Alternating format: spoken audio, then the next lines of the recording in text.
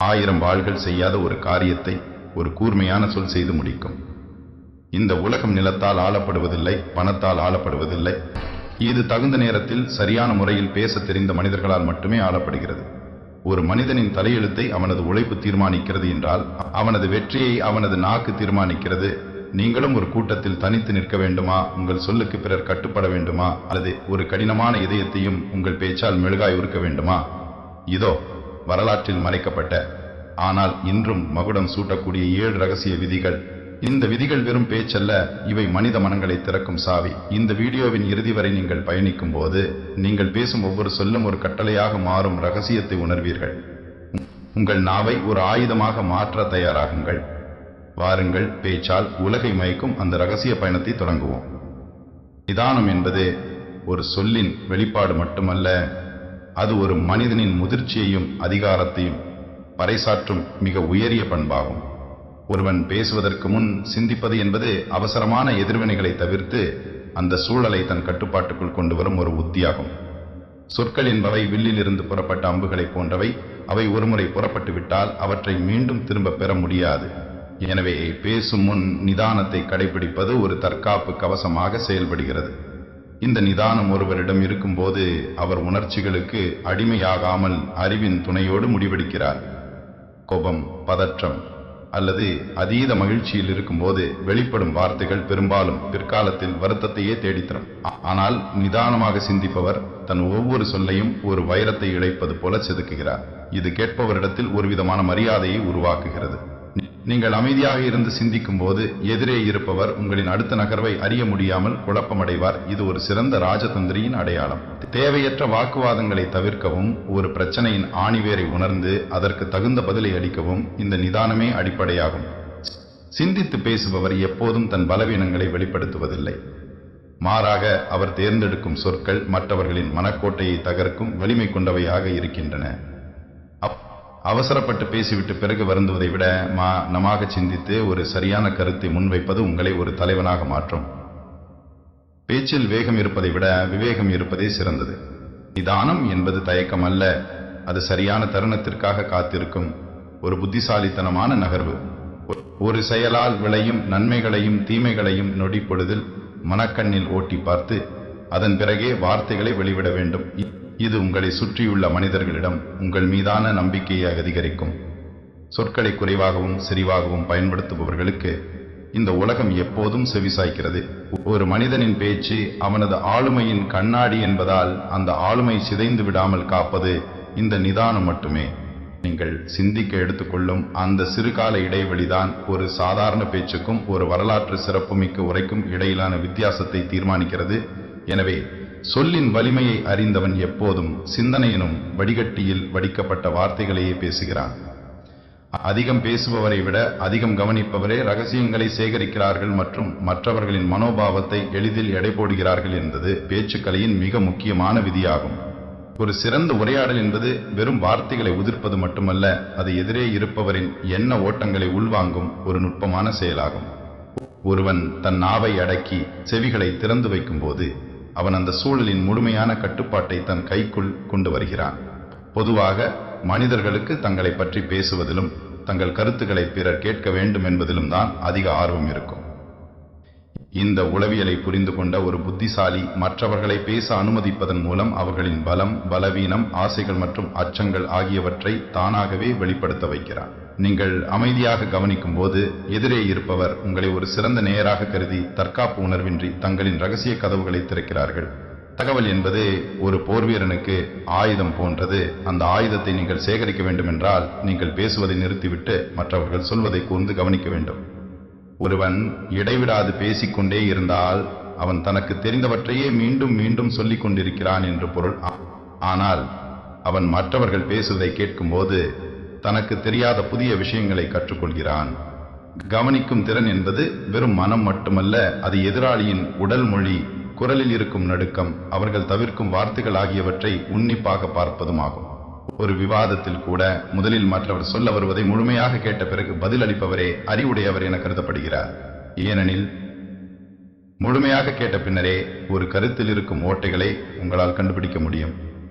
கேட்கும் பழக்கம் கொண்டவர்களிடம் மக்கள் இயல்பாகவே ஈர்க்கப்படுகிறார்கள். ஏனெனில் ஒவ்வொரு மனிதனும் ஒரு அங்கீகாரத்தை எதிர்பார்க்கிறான்.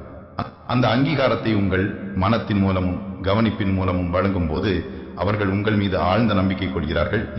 இந்த தந்திரம் வணிகம், அரசியல் மற்றும் தனிப்பட்ட உறவுகள் என அனைத்து இடங்களிலும் வெற்றியை தேடித்தரும். அதிகம் பேசுபவர்கள் அறியாமையாலோ அல்லது தற்பெருமையாலோ தங்கள் ரகசியங்களை எளிதில் கசியவிட்டு விடுவார்கள். ஆனால் கவனிப்பவர் ஒரு கருங்கல்லை போல உறுதியாக இருந்து தகவல்களை திரட்டுவார். சொல்லப்போனால் ஒரு புத்திசாலியான மனிதன் ஒரு நாவையும் 2 செவிகளையும் கொண்டிருப்பதன் நோக்கம் பேசுவதை விட 2 மடங்கு அதிகமாக கேட்க வேண்டும் என்பதற்காகவே. இப்போது ஒருவர் தன் பேச்சை குறைத்துக் கொள்கிறாரோ அப்போது அவர் சொல்லும் ஒவ்வொரு வார்த்தைக்கும் ஒரு தனி மதிப்பும் கனமும் உண்டாகிறது. மற்றவர்கள் உங்களை பற்றி தெரிந்து கொள்வதை விட நீங்கள் மற்றவர்களை பற்றி அதிகம் தெரிந்து வைத்திருப்பது உங்களை ஒரு பலசாலியாக்குகிறது. திட்டமிட்டு மனமாக இருந்து மற்றவர்களின் பேச்சை ஊக்கப்படுத்துவது என்பது ஒரு வலை விரிப்பதை போன்றது. அதில் எதிராளி தானாகவே வந்து விடுவார். அறிவு என்பது சேமிப்பதில் இருக்கிறது. அந்த சேமிப்பு என்பது மற்றவர்கள் பேசுவதை கேட்பதன் மூலமே சாத்தியமாகிறது. சொல்லின் சிக்கனம் என்பது வெறும் வார்த்தைகளை குறைத்து பேசுவது மட்டுமல்ல, அது ஒரு மனிதனின் ஆளுமையை சிதைக்காமல் காக்கும் மிக உயரிய அரணாகும். ஒருவன் பேசும் ஒவ்வொரு சொல்லும் அவனது அறிவின் தரத்தையும் சிந்தனையின் ஆழத்தையும் உலகுக்கு பறைசாற்றுகிறது. தேவையற்ற வார்த்தைகளை அள்ளி வீசுபவன் தன் மதிப்பினை தானே குறைத்துக் கொள்கிறான். மிக அதிகமாக பேசுபவர்கள் தங்களை அறியாமலேயே தர்க்க பிழைகளையும் தேவையற்ற ரகசியங்களையும் வெளிப்படுத்தி விடுகிறார்கள். ஒரு குடத்தில் இருக்கும் நீர் தழும்பினால் அது சிந்தும். அதுபோலவே ஒருவனிடம் தெளிவற்ற சிந்தனை இருக்கும்போது அவனது சொற்கள் கட்டுக்கடங்காமல் சிதறுகின்றன. ஆனால் சொல்லின் செல்வர்கள் என்று போற்றப்படுபவர்கள் மிக குறைந்த சொற்களில் மிகப்பெரிய உண்மைகளை அடக்கிவிடுகிறார்கள். ஒரு சிறிய விதையினுள்ளே ஒரு மாபெரும் ஆலமரம் ஒளிந்திருப்பதைப் போல ஒரு புத்திசாலியின் சுருக்கமான சொல்லுக்குள் பல அர்த்தங்கள் பொதிந்திருக்கும். நீங்கள் எவ்வளவு குறைவாக பேசுகிறீர்களோ அவ்வளவு நீங்கள் சொல்லும் அந்த சில வார்த்தைகளுக்கு மதிப்பும் மரியாதையும் கூடுகிறது. ஒரு அரசவையில் அல்லது அதிகாரமிக்க இடத்தில் இருப்பவர் நிதானமாகவும் சுருக்கமாகவும் பேசும்போது அவரது ஒவ்வொரு சொல்லும் ஒரு கட்டளையாகவும் சாசனமாகவும் பார்க்கப்படுகிறது. மாறாக இடைவிடாது பேசிக்கொண்டே இருப்பவர் ஒரு வேடிக்கை மனிதனாகவே கருதப்படுவார். சொல்லின் சிக்கனம் உங்களை ஒரு மர்மமான மனிதராக காட்டுகிறது. இது எதிரிகளுக்கு உங்கள் அடுத்த நகர்வை கணிக்க முடியாமல் செய்கிறது. ஒருவன் தன் நாவை தன் கட்டுப்பாட்டில் வைத்திருக்கும் போது அவன் தன் முழு வாழ்வையும் தன் கட்டுப்பாட்டில் வைத்திருக்கிறான் என்று பொருள். தேவையற்ற சொற்கள் பெரும்பாலும் வம்புகளுக்கும் வீண் விவாதங்களுக்கும் மனக்கசப்புகளுக்கும் இட்டு செல்கின்றன. வார்த்தைகளை விரயம் செய்வது என்பது ஆற்றலை விரயம் செய்வதற்கு சமம். ஒரு சிற்பி எப்படி தேவையற்ற கற்களை செதுக்கி நீக்கிவிட்டு ஒரு அழகான சிலையினை உருவாக்குகிறானோ அதுபோலவே நாமும் நம் பேச்சில் இருக்கும் தேவையற்ற அலங்காரங்களையும் வெற்று வார்த்தைகளையும் நீக்கிவிட்டு சாரமான விஷயங்களை மட்டுமே பேச வேண்டும். இது கேட்பவரிடத்தில் ஒருவிதமான தாக்கத்தை ஏற்படுத்துகிறது. அவர்கள் உங்களை ஒரு தெளிவான சிந்தனையாளர் என்று நம்பத் தொடங்குவார்கள். பல நேரங்களில் நீண்ட உரைகளை விட ஒரு சிறிய மனமும் ஒரு சரியான சொல்லும் காரியங்களை எளிதில் முடித்துவிடும்.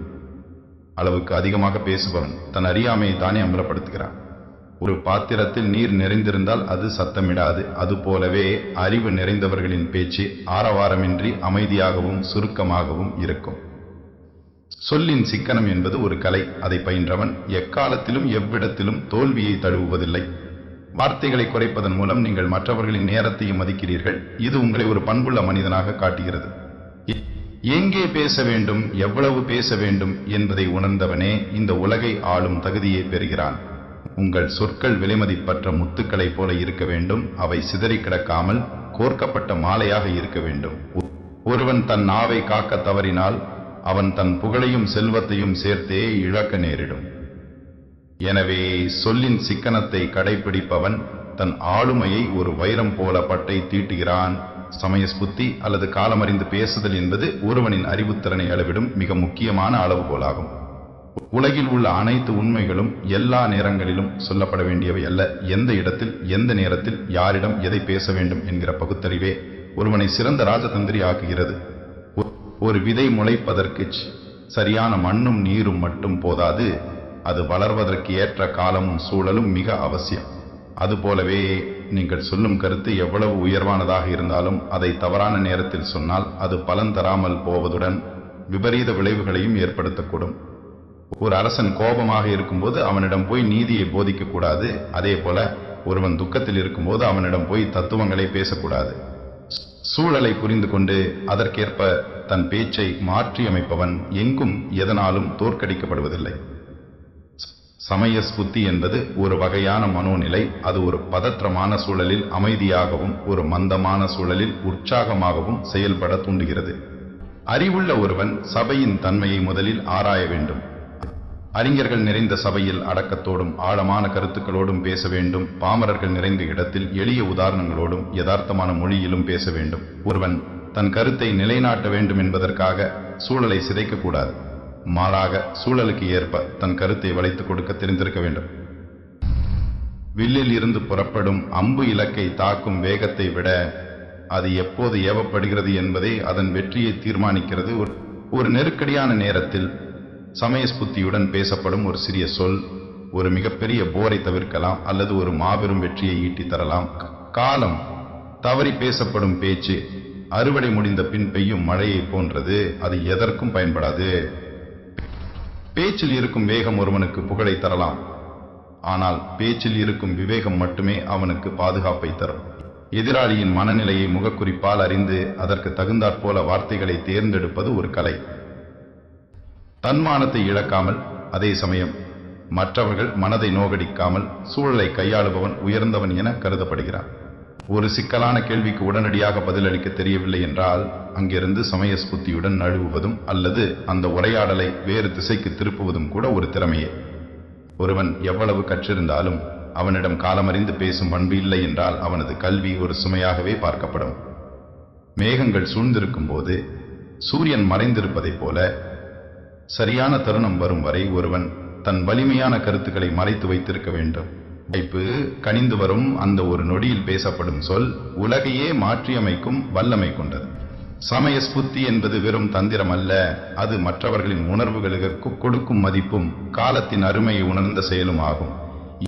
எந்த ஒரு கடினமான சூழலையும் தன் பேச்சால் லாவகமாக மாற்ற தெரிந்தவன் ஒருபோதும் மற்றவர்களிடம் கையேந்தி நிற்க வேண்டிய அவசியம் ஏற்படாது.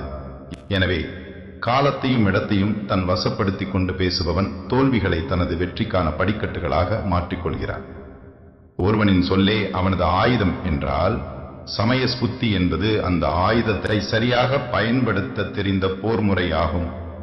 முகபாவனை என்பது எருமுகத்தின் அசைவல்ல, அது ஒரு மனிதனின் ஆழ்மனதில் இருக்கும் எண்ணங்களை உலகிற்கு வெளிச்சம் போட்டு காட்டும் ஒரு சக்தி வாய்ந்த மொழி ஆகும். வார்த்தைகள் பொய்யுரைக்கலாம், ஆனால் ஒருவனின் கண்கள் ஒருபோதும் பொய் சொல்வதில்லை என்பதை உணர்ந்தவனே சிறந்த ராஜதந்திரி.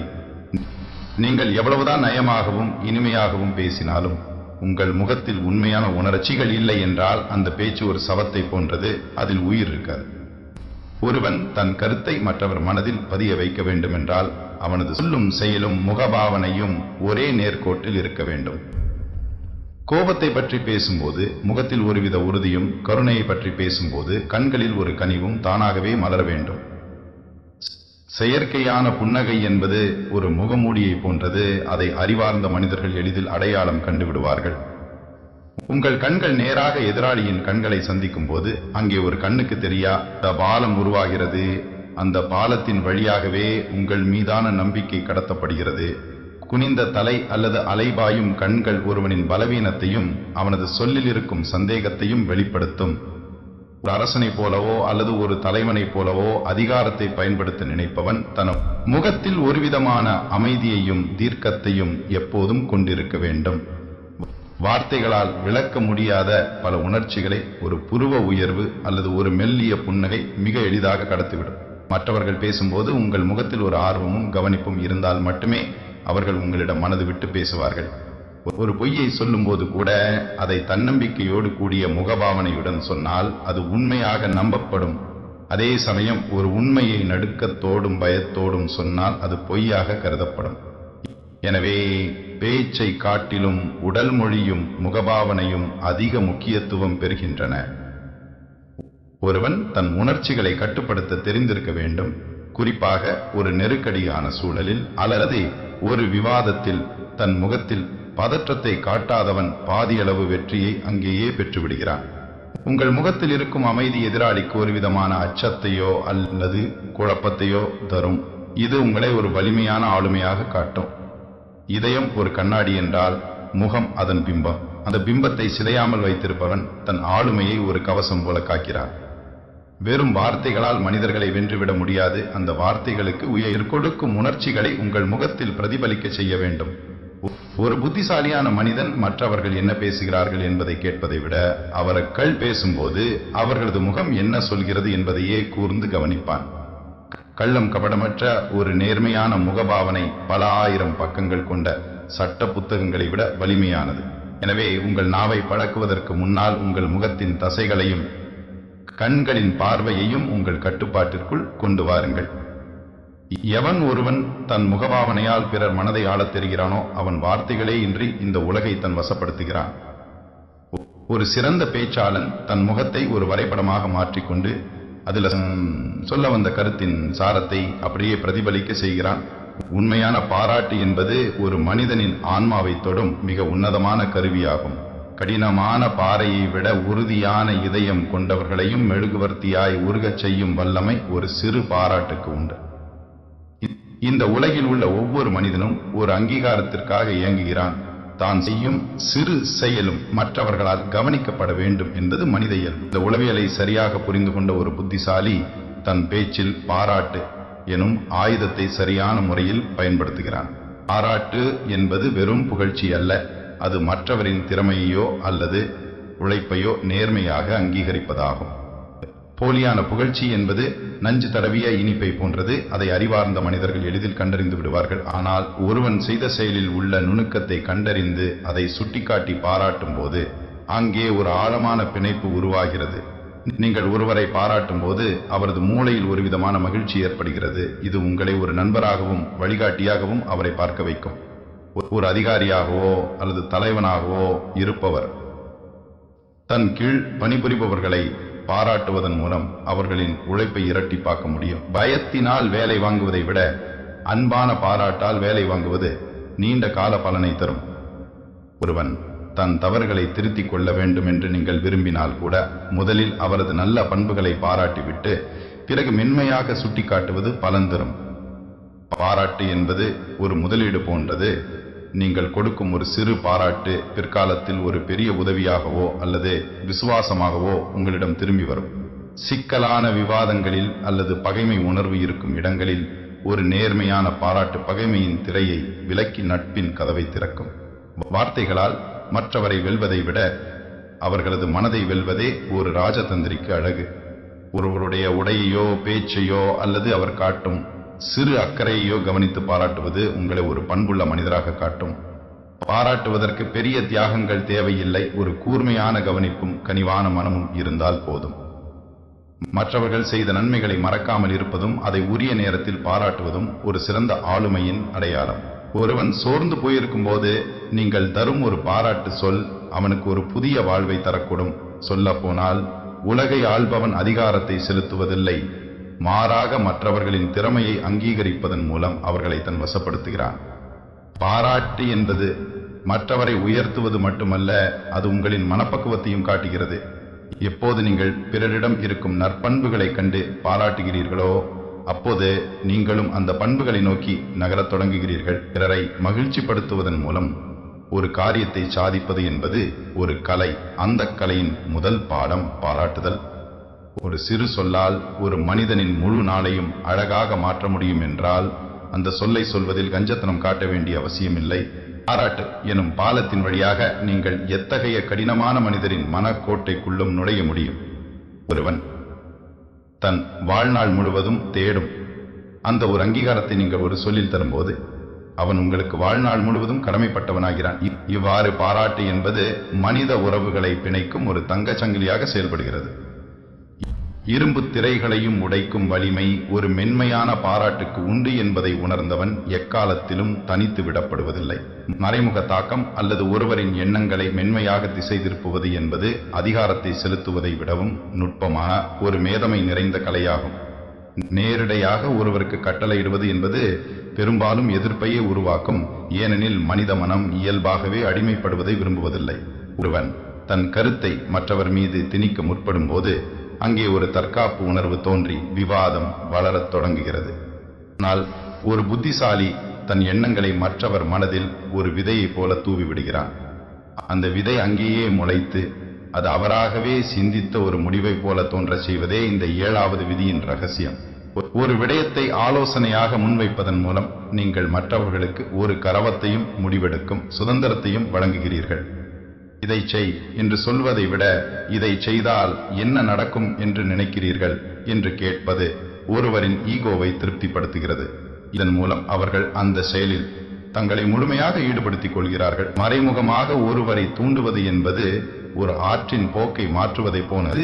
கரைகளை உடைக்காமல் நீரின் திசையை மெதுவாக திருப்புவதே விவேகம். நீங்கள் ஒரு காரியத்தை நிறைவேற்ற வேண்டும் என்று விரும்பினால் அதன் நன்மைகளை மற்றவர்கள் உணரச் செய்ய வேண்டும். அவர்கள் அந்த முடிவை எடுத்ததாக அவர்கள் நம்பும் வரை நீங்கள் பின்னணியில் ஒரு இயக்குனராகவே இருக்க வேண்டும். இது தேவையற்ற மோதல்களை தவிர்ப்பதுடன் உங்கள் மீதான மதிப்பை ஒரு ஆலோசகராக உயர்த்துகிறது. ஒரு சிறந்த தலைவன் என்பவன் தன் பின்னால் மக்களை இழுத்து செல்பவன் அல்ல. மக்கள் தங்களுக்கு தாங்களே ஒரு பாதையை தேர்ந்தெடுப்பதாக உணரச் செய்து அவர்களை வழிநடத்துபவன். வார்த்தைகளை விடச்சூழலை உருவாக்குவதே இங்கே முக்கியம். ஒருவருக்கு ஒரு கருத்தை புரிய வைக்க வேண்டும் என்றால் அதை ஒரு கதையாகவோ அல்லது ஒரு அனுபவமாகவோ பகிர்ந்து கொள்ளுங்கள்.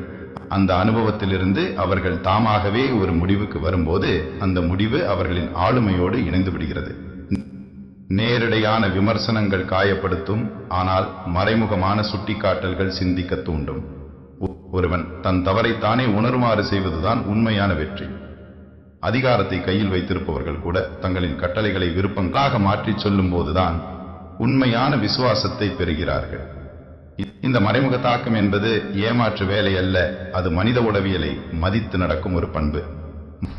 மற்றவர்களின் விருப்பங்களுக்கு மதிப்பளிப்பது போல காட்டி இறுதியில உங்களின் இலக்கை அடைய செய்வதே ஒரு ராஜதந்திரிக்கு உரிய லட்சணம். எப்போது ஒரு காரியம் மற்றவரின் உழைப்பால் நிகழ்ந்தது என்ற பெருமையை அவருக்கு வழங்குகிறீர்களோ அப்போது அவர் உங்களின் நிரந்தர ஆதரவாளராக மாறுகிறார். ஒரு சிலந்தி தன் வலையை பின்னுவது போல மிக மென்மையாகவும் உறுதியாகவும் உங்கள் கருத்துக்களை சூழலில் பரவவிடுங்கள். மற்றவர்கள் உங்களை பின்பற்றுவதாக தெரியக்கூடாது, ஆனால் அவர்கள் உங்களின் பாதையிலேயே பயணிக்க வேண்டும். இத்தகைய மறைமுக தாக்கம் என்பது காலத்திற்கும் அழியாத செல்வாக்கை ஒருவனுக்கு தேடித் தருகிறது. சொல்லால் கட்டளையிடுவதை விட செயலால் வழிகாட்டி மற்றவர் மனதை வெல்வதே சாலச் சிறந்தது. ஒருவன் தன் எண்ணங்களை மற்றவரின் மூளையில் வெற்றிகரமாக ஏற்றிவிட்டால் அவன் அந்த மனிதனை தன் கைக்குள் கொண்டு வந்து விடுகிறான். இதுவே பேச்சு கலையின் உச்சகட்ட ரகசியம். இனிமை அல்லது கசப்பான உண்மையையும் மென்மையான மொழியில் சொல்ல பழகுதல் என்பது ஒருவனது நாவிற்கு இருக்க வேண்டிய மிக உயரிய அறமாகும். ஒரு சொல் ஒருவனை வாழ வைக்கவும் முடியும், அதே சொல் ஒருவனை வீழ்த்தவும் முடியும் என்பதை உணர்ந்தவன் தன் வார்த்தைகளில் எப்போதும் தேனை தடவி வைத்திருப்பான். உண்மை எப்போதும் சுடக்கூடியது, அது ஒரு நெருப்பை போன்றது. அந்த நெருப்பை அப்படியே மற்றவர் மீது வீசினால் அது காயத்தையே ஏற்படுத்தும். ஆனால் அதே நெருப்பை ஒரு விளக்கின் ஒளியாக மாற்றி காட்டினால் அது வழிகாட்டும் சுடராக மாறும். உலகில் உள்ள பல மோதல்களுக்கு காரணம் சொல்லப்படும் கருத்துக்கள் அல்ல, அவை சொல்லப்படும் விதமே ஆகும். ஒருவன் செய்த தவறை சுட்டிக்காட்ட வேண்டிய சூழல் ஏற்படும் போது அதை ஒரு அமைப்பை போல எய்தால் அவன் தன் தற்காப்புக்காக பதிலுக்கு போர் தொடுப்பான். மாறாக அதே தவறை ஒரு கனிவான ஆலோசனையாக மென்மையான சொற்களை கொண்டு எடுத்துச் சொன்னால் அவன் தன் தவறை உணர்ந்து திருத்திக் கொள்ள முன் வருவான். கசப்பான மருந்தை அப்படியே விழுங்குவது கடினம் என்பதால் அதற்கு இனிப்பு சுவை ஏற்றப்படுவது போல கடினமான உண்மைகளை சொல்லும் போது இனிமையான சொற்கள் எனும் கவசத்தை அணிய வேண்டும். இது கோழையினது அடையாளம் அல்ல, இது ஒரு மாபெரும் அறிஞனின் பண்பு.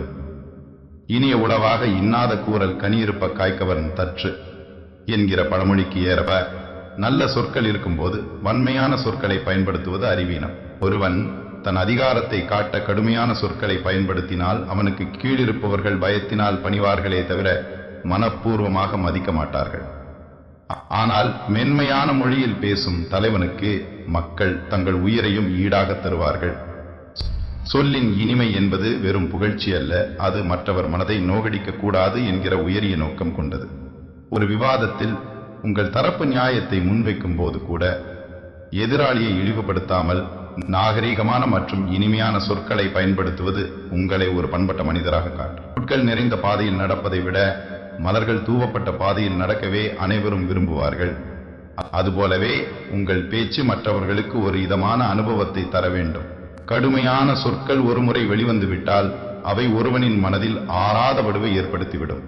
அந்த வடுவை எத்தனை நன்மைகள் செய்தாலும் துடைக்க முடியாது. எனவே உங்கள் நாவிலிருந்து ஒரு சொல் புறப்படுவதற்கு முன்பே அது இனிமையாக இருக்கிறதா என்பதை சரிபார்க்க வேண்டும். சொல்லின் இனிமை என்பது ஒரு காந்தத்தை போன்றது. அது எத்தகைய பிடிவாதக்காரர்களையும் உங்களை நோக்கி ஈர்க்கும். ஒரு கடினமான செய்தியை சொல்ல வேண்டிய கட்டாயம் ஏற்பட்டால் அந்த செய்தியின் முடிவில் ஒரு நம்பிக்கையூட்டும் அல்லது ஆறுதலான சொல்லை சேர்த்து சொல்லுங்கள். இது அந்த செய்தியின் தாக்கத்தை குறைத்து கேட்பவருக்கு ஒரு மன அமைதியை தரும். யாலத்திலும் எவர் மனமும் புண்படாதவாறு பேசுபவன் இந்த உலகத்தின் அன்பையும் மரியாதையும் ஒரு சேர பெறுகிறான். இனிமையான சொற்கள் ஒருவனை தாழ்ந்த நிலையிலிருந்து உயர்ந்த நிலைக்கு கொண்டு செல்லும் வலிமை கொண்டவை. உங்கள் வார்த்தைகள் மற்றவர்களுக்கு மருந்தாக இருக்க வேண்டுமே தவிர அவை காயத்தை உண்டாக்கும் வாளாக இருக்கக்கூடாது. எவன் ஒருவன் தன் நாவை இனிமைக்கு அடிமையாக்குகிறானோ அவனுக்கு இந்த உலகம் அடிமையாகிறது. தன்னம்பிக்கை என்பது ஒரு பேச்சாளனுக்கு இருக்க வேண்டிய மிக வலிமையான கவசம் மற்றும் ஆயுதமாகும். நீங்கள் பேசும் கருத்தை விட அந்த பேச்சில் நீங்கள் வெளிப்படுத்தும் உறுதியே மற்றவர்களை ஈர்க்கும் முதன்மையான காரணியாக அமைகிறது. ஒருவருடைய குரலில் நடுக்கம் இருந்தாலோ அல்லது பேசும்போது தடுமாற்றம் ஏற்பட்டாலோ அவர் சொல்லும் மிகச்சிறந்த உண்மையும் கேட்பவருக்கு ஒருவித சந்தேகத்தை உண்டாக்கிவிடும். மாறாக நீங்கள் ஒரு சாதாரண தகவலை சொன்னாலும் அதை முழுமையான தன்னம்பிக்கையோடும் நேர்கொண்ட பார்வையோடும் சொல்லும்போது அது மற்றவர் மனதில் ஒரு பெரிய தாக்கத்தை ஏற்படுத்துகிறது. தன்னம்பிக்கை என்பது வெறும் சத்தமாக பேசுவதல்ல, அது உங்கள் வார்த்தைகளில் இருக்கும் தெளிவையும் உங்கள் கருத்தின் மீது நீங்கள் வைத்திருக்கும் அசைக்க முடியாத நம்பிக்கையும் குறிக்கிறது. ஒரு ராஜதந்திரி அல்லது தலைவன் என்பவன் எப்போதும் தன் சொற்களில் அதிகாரத்தையும் உறுதியையும் கொண்டிருக்க வேண்டும். நீங்கள் ஒரு விவாதத்தில் ஈடுபடும் போது உங்கள் உடல் மொழி மற்றும் குரல் வளம் ஆகியவை நீங்கள் அந்த சூழலை ஆள்கிறீர்கள் என்பதை பறைசாற்ற வேண்டும். பயமும் தயக்கமும் ஒருவனின் அறிவை மழுங்கச் செய்யும். ஆனால் தன்னம்பிக்கை என்பது நெருக்கடியான நேரத்திலும் சரியான சொற்களை தேர்ந்தெடுக்கும் ஆற்றலை தருகிறது. ஒருவன் தன் மீதே நம்பிக்கை இல்லாமல் பேசினால் இந்த உலகம் அவனுக்கு ஒருபோதும் செவிசாய்க்காது. உங்கள் குரலில் இருக்கும் கம்பீரம் எதிராளியின் மனதிற்குள் ஒருவிதமான மரியாதையை விதைக்கும். அறிவு என்பது ஒரு விளக்கு என்றால் தன்னம்பிக்கை என்பது அந்த விளக்கின் சுடர் போன்றது. சுட இல்லையெனில் விளக்கினால் பயனில்லை. ஒரு காரியத்தை சாதிக்க துடிப்பவன் தன் பேச்சில் எந்த இடத்திலும் தான் பலவீனமானவன் என்கிற பிம்பத்தை உருவாக்கிவிடக்கூடாது. தோல்வி நேரத்திலும் அல்லது மற்றவர்கள் உங்களை எதிர்க்கும் போதும் உங்கள் தன்னம்பிக்கை குறையாமல் இருந்தால் மட்டுமே நீங்கள் அந்த சூழலை தன்வசப்படுத்த முடியும். பேச்சில் இருக்கும் உறுதி என்பது உங்கள் ஆளுமையின் முத்திரையாகும். நீங்கள் சொல்லும் ஒவ்வொரு சொல்லும் ஒரு கல்லில் செதுக்கப்பட்ட எழுத்தை போல உறுதியாக இருக்க வேண்டும். மற்றவர்கள் உங்களை நம்ப வேண்டும் என்று நீங்கள் விரும்பினால் முதலில் உங்கள் பேச்சை நீங்களே நம்ப வேண்டும். ஒரு பேச்சாளன் மேடையில் ஏறும்போதோ அல்லது ஒரு அதிகாரியிடம் பேசும்போதோ அவனது நிமிர்ந்த நன்னடை மற்றும் நேர்கொண்ட பார்வை அவனது பாதி வெற்றியை உறுதி செய்து விடுகிறது. வார்த்தைகள் என்பவை வெறும் ஒலிகள் அல்ல, அவை உங்கள் நம்பிக்கையின் எதிரொலிகள். எப்போது ஒருவன் தன் கருத்தில் சிறிதும் ஐயமின்றி பேசுகிறானோ அப்போது அவனது பேச்சில் ஒரு மந்திர சக்தி உண்டாகிறது. அந்த சக்தி கடினமான இதயங்களையும் மென்மையாக்கும், எதிரிகளையும் உங்கள் வழிக்கு கொண்டு வரும். தன்னம்பிக்கையுடன் பேசும் ஒருவன் எத்தகைய இக்கட்டான சூழலிலும் தன் நிலையை மாற்றிக் கொள்ள மாட்டான். இதுவே அவனை ஒரு சிறந்த ஆளுமையாக உலகிற்கு அடையாளம் காட்டுகிறது. எவன் ஒருவன் தன் சொல்லின் மீது முழு ஆளுமை கொண்டு தயக்கமின்றி பேசுகிறானோ அவனது வார்த்தைகளே இந்த உலகிற்கு கட்டளைகளாக மாறுகின்றன. இடைவெளி அல்லது பேச்சின் இடையே விடப்படும் மனம் என்பது ஒரு பேச்சாளனின் ஆயுத கிடங்கில் இருக்கும் மிக நுட்பமான மற்றும் சக்தி வாய்ந்த கருவியாகும். ஒரு தொடர்ச்சியான ஓசை இரைச்சலாக மாறக்கூடும், ஆனால் சரியான இடங்களில் நிறுத்தப்படும் ஓசை இசையாக மாறுகிறது. அதுபோலவே இடைவிடாது பேசிக்கொண்டே இருப்பவர் கேட்பவரின் கவனத்தை சிதறடிக்கிறார்.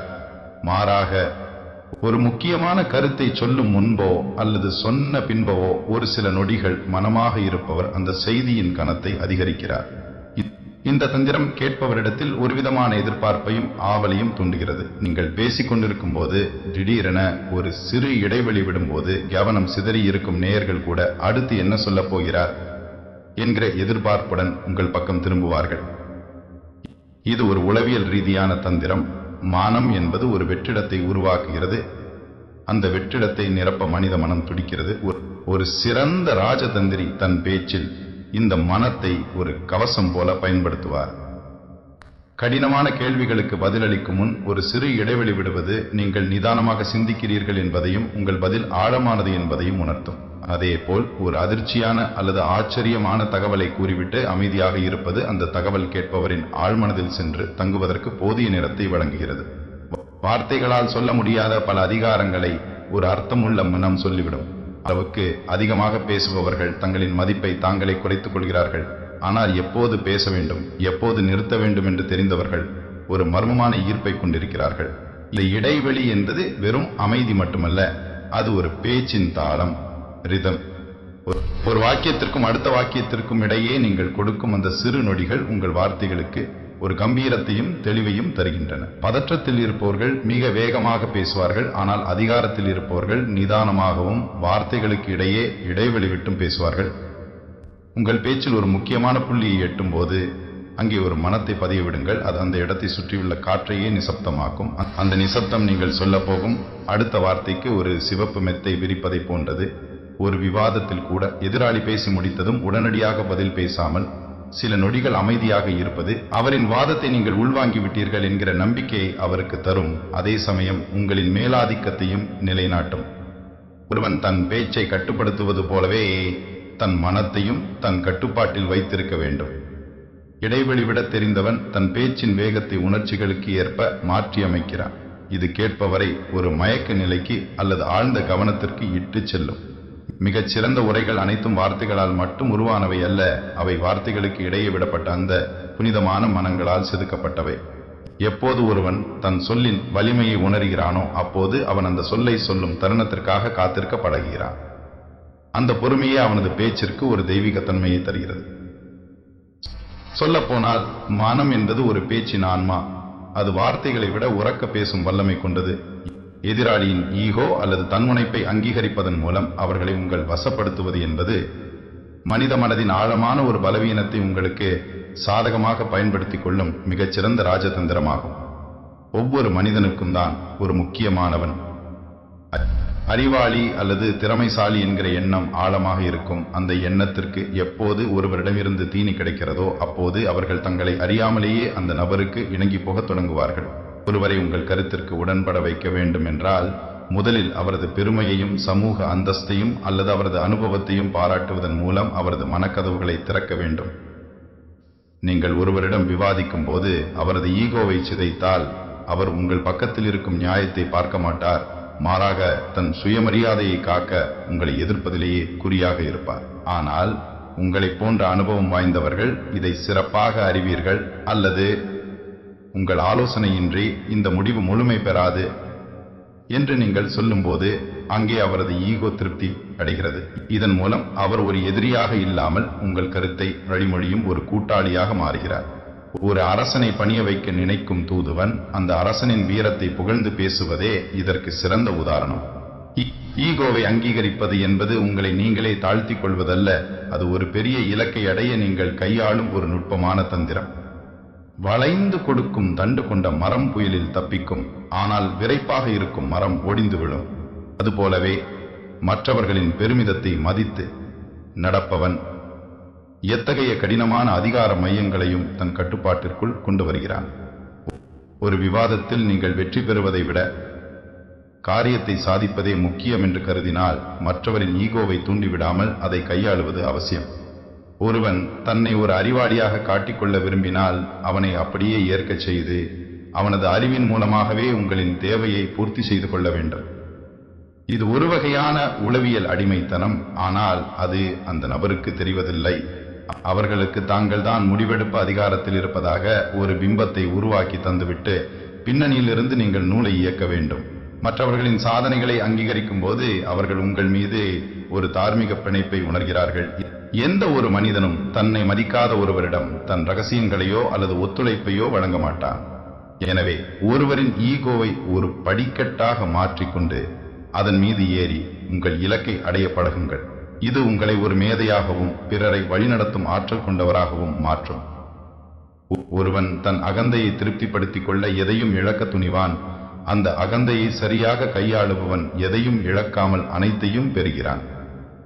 உங்கள் பேச்சில் மற்றவரை உயர்த்தி பிடிக்கும் அந்த சிறு நுணுக்கம் உங்களை சுற்றியுள்ள மனிதர்களை உங்கள் விருப்பத்திற்கு ஏற்ப செயல்பட வைக்கும் ஒரு மந்திரக்கோலாகும். உவமைகள் மற்றும் எளிய உதாரணங்கள் மூலம் சிக்கலான விஷயங்களை புரிய வைப்பது என்பது ஒரு சாதாரண பேச்சாளனை ஒரு மகாமேதையாக மாற்றும் இரகசிய கலையாகும். மனித மூளை என்பது எண்கள் அல்லது வறண்ட தத்துவங்களை விட கதைகளையும் காட்சிகளையும் மிக எளிதாக உள்வாங்கிக் கொள்ளும் தன்மையை கொண்டது. நீங்கள் சொல்ல வரும் கருத்து எவ்வளவு ஆழமானதாக இருந்தாலும் அது கேட்பவரின் அன்றாட வாழ்க்கையோடு தொடர்புடைய ஒரு எளிய உதாரணமாக மாறும்போது மட்டுமே அவரது இதயத்தில் சிம்மாசனம் இட்டு அமர்கிறது. ஒரு சிறந்த ராஜதந்திரி அல்லது அறிஞன் என்பவன் வானத்தை போன்ற விரிந்த கருத்துக்களை ஒரு சிறு துளி நீருக்குள் அடக்க தெரிந்திருக்க வேண்டும். கடினமான சொற்களை பயன்படுத்தி தன் புலமையை காட்டுபவன் ஒரு தற்பெருமைக்காரனாகவே பார்க்கப்படுவான். ஆனால் ஒரு பாமரனுக்கும் புரியும் வகையில் உவமைகளை கையாளுபவனே உண்மையான வழிகாட்டியாக கருதப்படுகிறான்.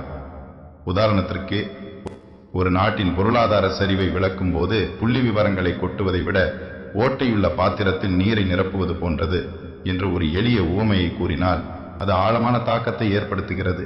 உவமைகள் என்பவை ஒரு இருண்ட அறையில் ஏற்றப்பட்ட மெழுகுவர்த்தியை போன்றவை. அவை சிக்கலான பாதைகளை வெளிச்சம் போட்டு காட்டுகின்றன. நீங்கள் ஒரு கருத்தை சொல்லும் போது கேட்பவர் மனதில் ஒரு பிம்பம் உருவாக வேண்டும். அந்த பிம்பம் காலத்திற்கும் அழியாத ஒரு பதிவாக மாறும். பாம்பிற்கு பால் வார்த்தாலும் அது நஞ்சையை கக்கும் என்கிற ஒரு வரி உவமை தீயவர்களுடன் நட்பு கொள்வதின் ஆபத்தை 1000 பக்கங்கள் கொண்ட புத்தகத்தை விட மேலாக விளக்கிவிடுகிறது. உவமைகளை பயன்படுத்துவதன் மூலம் நீங்கள் மற்றவர்களின் சிந்தனை திறனை தூண்டுகிறீர்கள். ஒரு கருத்தை நேரடியாக சொல்வதை விட ஒரு ஒப்பீடு மூலம் சொல்லும்போது கேட்பவர் தானாகவே அந்த உண்மையை உணர்கிறார்.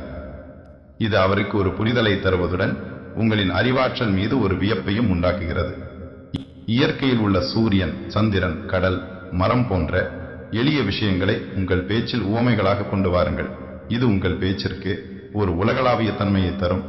ஒரு கடினமான அறிவியல் உண்மையோ அல்லது அரசியல் சூழ்ச்சியோ விளக்கும் போது அதை ஒரு விளையாட்டோடு அல்லது குடும்ப உறவுகளோடு ஒப்பிட்டு பேசுங்கள். அப்போதுதான் அந்த விஷயம் சாதாரண மனிதனின் புத்திக்கும் எட்டும். ஒரு பேச்சாளன் தன் கையில் வைத்திருக்கும் மிகச்சிறந்த விளக்கு உவமைதான். அந்த விளக்கை சரியாக பயன்படுத்துபவன் எத்தகைய கோபத்தை கட்டுப்படுத்துதல் என்பது ஒருவனின் நாவிற்கு இடப்படும் மிக வலிமையான பூட்டாகும். கோபம் என்பது ஒரு தற்காலிகமான பைத்தியக்காரத்தனம் என்று சொல்லப்படுகிறது. அந்த சில நிமிடங்களில் ஒருவன் தன் அறிவையும் நிதானத்தையும் இழந்து விடுகிறான். கோபத்தில் வெளிவரும் வார்த்தைகள் என்பவை வில்லை விட்டு புறப்பட்ட நச்சு அம்புகளை போன்றவை. அவை இலக்கை தாக்கி அடித்த பிறகு நீங்கள் எவ்வளவுதான் வருந்தினாலும் அந்த ரணங்களை மாற்ற முடியாது. ஒரு சிறந்த ராஜதந்திரி அல்லது அதிகாரமிக்க தலைவன் என்பவன் எப்போதும் தன் உணர்ச்சிகளை கையில் வைத்திருக்க வேண்டும். குறிப்பாக கோபம் அவனை ஆள அனுமதிக்க கூடாது. நீங்கள் கோபப்படும் போது உங்கள் பலவீனத்தை எதிராளிக்கு நீங்களே வெளிச்சம் போட்டு காட்டுகிறீர்கள். ஒருவன் உங்களை கோபப்படுத்துகிறான் என்றால் அவன் உங்களை தன் கட்டுப்பாட்டுக்குள் கொண்டு வர முயற்சிக்கிறான் என்று பொருள். அந்த சதியில் விழாமல் அமைதி காப்பவனே உண்மையான வெற்றியாளன். கோபத்தில் பேசப்படும் ஒரு சொல் பல ஆண்டுகால நட்பையும் உறவையும் ஒரு நொடியில் சிதைத்துவிடும். அது மட்டுமல்லாமல் ஒரு முக்கியமான விவாதத்தில் நீங்கள் கோபமடைந்தால் உங்கள் வாதத்தில் இருக்கும் நியாயம் மறைந்து உங்கள் ஆக்ரோஷம் மட்டுமே முன்னால் நிற்கும். இது உங்கள் பிம்பத்தை ஒரு முதிர்ச்சியற்ற மனிதராக மற்றவர்கள் மனதில் பதிய வைக்கும். நெருப்பு எப்படித்தான் இருக்கும் இடத்தை சுட்டுவிட்டு பிறகு மற்றவற்றை எரிக்கிறத அதுபோலவே கோபம் முதலில் உங்கள் சிந்தனையையும் உடல் நலத்தையும் தான் சிதைக்கும். பேச்சால் ஒருவரை மயக்க நினைப்பவர் எப்போதும் புன்னகையை தன் முகத்திலும் அமைதியை தன் குரலிலும் கொண்டிருக்க வேண்டும். எதிராளி உங்களை நோக்கி வசைபாடினாலும் நீங்கள் நிதானமாக பதில் சொல்லும் போது அவனது கோபம் தானாகவே தணிந்துவிடும், அல்லது அவன் தன் நிதானத்தை இழந்து தவறுகளை செய்ய தொடங்குவான். ஒரு போர்வீரன் தன் வாளை சரியான நேரத்தில் மட்டுமே உரையிலிருந்து எடுப்பதை போல ஒரு புத்திசாலி தன் கடுமையான சொற்களை மிக அரிதாகவே பயன்படுத்த வேண்டும். சொல்லப்போனால் கோபத்தை அடக்கி ஆள்பவன் உலகையே ஆளும் தகுதியை பெறுகிறான். வார்த்தைகளை ஒரு முறை கொட்டிவிட்டால் அவற்றை மீண்டும் அள்ள முடியாது என அதை உணர்ந்தவன் தன் நாவை காப்பதில் கண்ணுங்கருத்துமாக இருப்பான். கோபத்தில் ஒரு முடிவை எடுப்பதோ அல்லது ஒரு வாக்குறுதி அளிப்பதோ மிகப்பெரிய முட்டாள்தனம். அந்த தருணத்தில் மானமாக இருப்பது அல்லது அந்த இடத்தை விட்டு நகர்வது ஒரு கோழைத்தனம் அல்ல, அது ஒரு மாபெரும் வீரம். அறிவுள்ளவன் தன் கோபத்தை சரியான திசையில் திருப்பி அதை ஒரு ஆக்கப்பூர்வமான சக்தியாக மாற்றுவான். பேச்சால் ஒருவரை உங்கள் வசப்படுத்த வேண்டுமென்றால் உங்கள் வார்த்தைகளில் வெப்பத்தை விட வெளிச்சம் அதிகமாக இருக்க வேண்டும். கசப்பான சூழலிலும் இனிமையாகவும் உறுதியாகவும் பேசுபவன் எக்காலத்திலும் தன் அதிகாரத்தை இழப்பதில்லை. ஒருவன் தன் கோபத்தை வென்றுவிட்டால் அவனுக்கு இந்த உலகில் வெல்ல முடியாத எதிரி எவனுமில்லை. உணர்ச்சிகளால் உந்தப்பட்டு பேசப்படும் பேச்சு ஒருபோதும் வரலாற்றில் நிலைப்பதில்லை. அறிவால் செதுக்கப்படும் சொற்களே அழியாத புகழை தருகின்றன. குரல் ஏற்ற இறக்கம், வாய்ஸ் மாடுலேஷன் என்பது ஒரு பேச்சாளனின் சொற்களுக்கு உயிர் கொடுக்கும் மிக முக்கியமானதொரு நுட்பமாகும். வெறும் வார்த்தைகளை மட்டும் அடுக்குவது ஒரு இயந்திரத்தின் செயல்பாடாக இருக்குமே ஒழிய அது கேட்பவரின் இதயத்தை ஊடுருவி செல்லாது.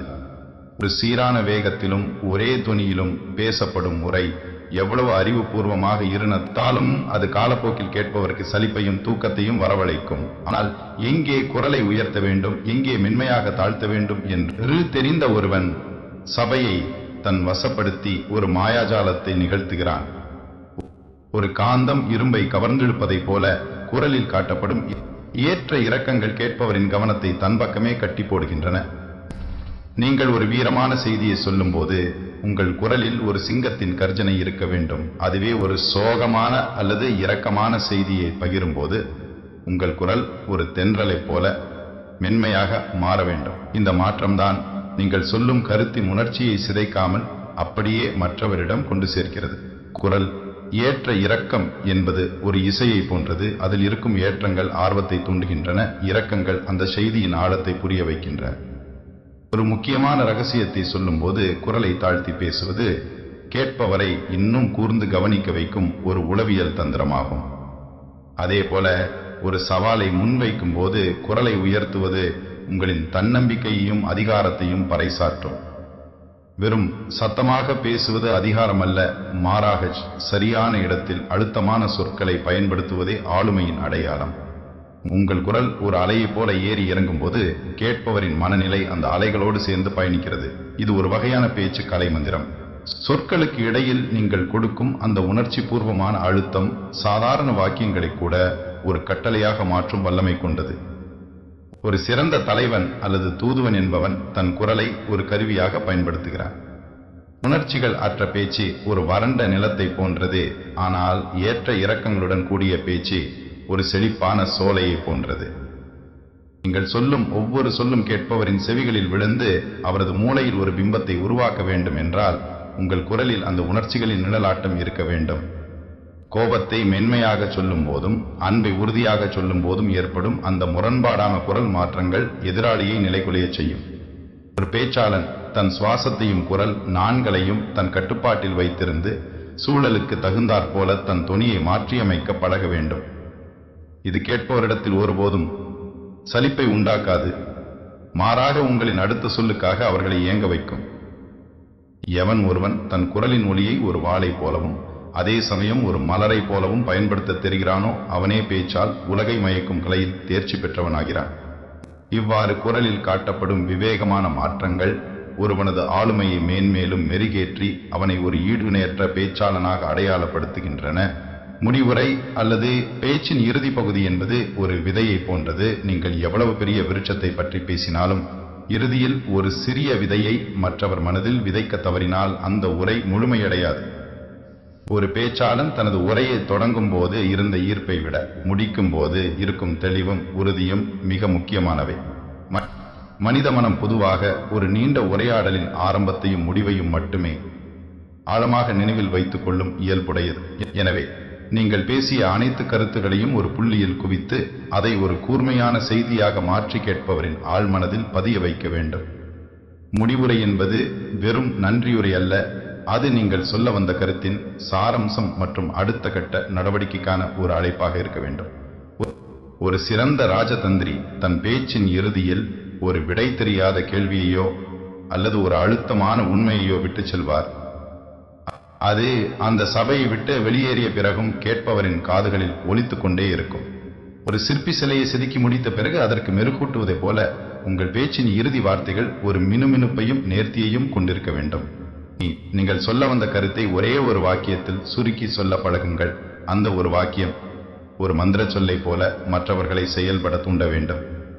குழப்பமான முறையில் உரையை முடிப்பது நீங்கள் இதுவரை பேசிய அனைத்து நல்ல விஷயங்களையும் பாழாக்கிவிடும். மாறாக ஒரு தெளிவான இலக்கை நோக்கி உங்கள் பேச்சை நகர்த்தி ஒரு வெற்றிகரமான புள்ளியில் அதை நிறுத்த வேண்டும். பேச்சின் இறுதியில் ஒரு உத்வேகத்தையோ அல்லது ஒரு சிந்தனையோ வழங்கும் போது கேட்பவர் உங்களை ஒரு வழிகாட்டியாக பார்க்க தொடங்குகிறார். சொல்லப்போனால் ஒரு உரையின் வெற்றி என்பது அது முடிந்த பிறகு எவ்வளவு நேரம் விவாதிக்கப்படுகிறது என்பதில் தான் இருக்கிறது. உங்கள் சொற்கள் ஒரு தீப்பொறியை போல இருக்க வேண்டும். அது பேச்சிற்கு பிறகும் கேட்பவர் மனதில் ஒரு மாற்றத்தை எரித்துக் கொண்டே இருக்க வேண்டும். எப்போது ஒருவன் தன் பேச்சை ஒரு தெளிவான நோக்கத்துடன் நிறைவு செய்கிறானோ அப்போது அவனது ஆளுமை ஒரு முழுமையான பிம்பமாக மற்றவர்கள் மனதில் நிலை பெறுகிறது.